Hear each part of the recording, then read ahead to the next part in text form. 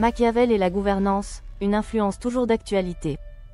Bienvenue dans cette vidéo où nous allons explorer l'héritage de Nicolas Machiavel sur la gouvernance moderne.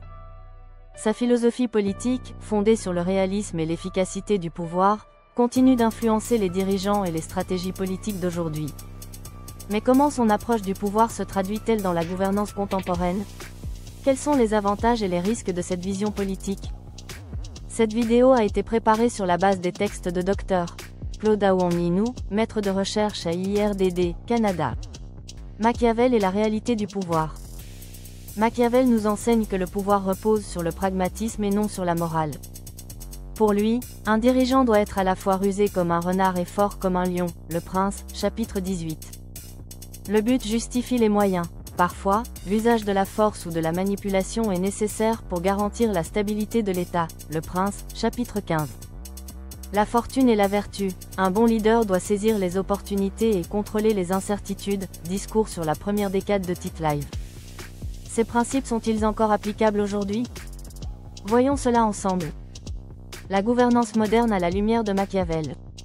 Les idées machiavéliennes sont encore visibles dans la politique actuelle. Réalpolitik et pragmatisme, de nombreux dirigeants privilégient des stratégies réalistes et opportunistes pour atteindre leurs objectifs. Med, 2001.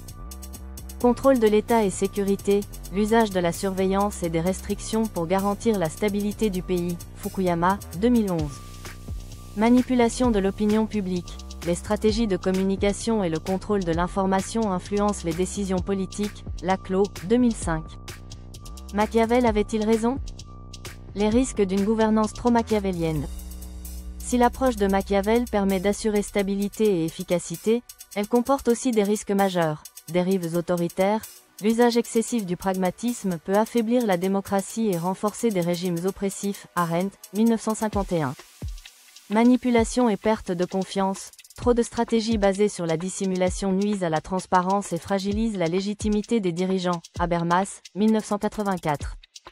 Populisme et division sociale, certains leaders adoptent des tactiques machiavéliennes pour manipuler les masses et consolider leur pouvoir. Munk, 2018. Alors, comment trouver un équilibre? Vers un leadership équilibré. Pour appliquer les principes de Machiavel sans tomber dans les excès, voici quelques solutions. Transparence et responsabilité. Un leader efficace doit rendre des comptes à la population. Dahl, 1989. Compromis entre réalisme et éthique.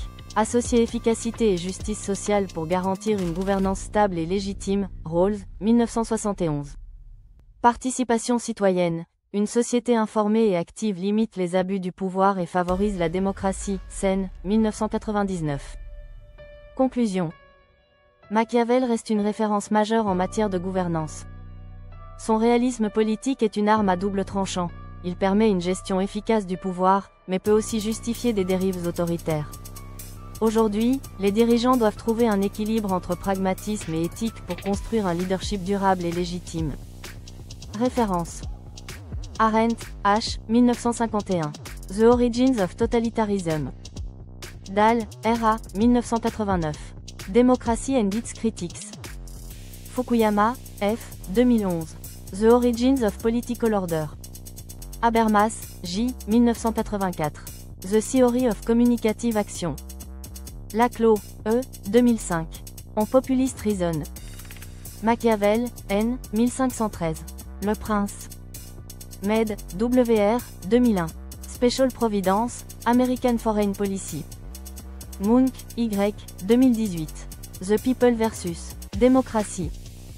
Rawls, J. 1971. A Theory of Justice. Sen, A. 1999. Development à Freedom. Si cette vidéo vous a plu, n'oubliez pas de liker, partager et vous abonner pour plus de contenu sur la philosophie politique et la gouvernance moderne. Merci et à très bientôt pour une nouvelle exploration.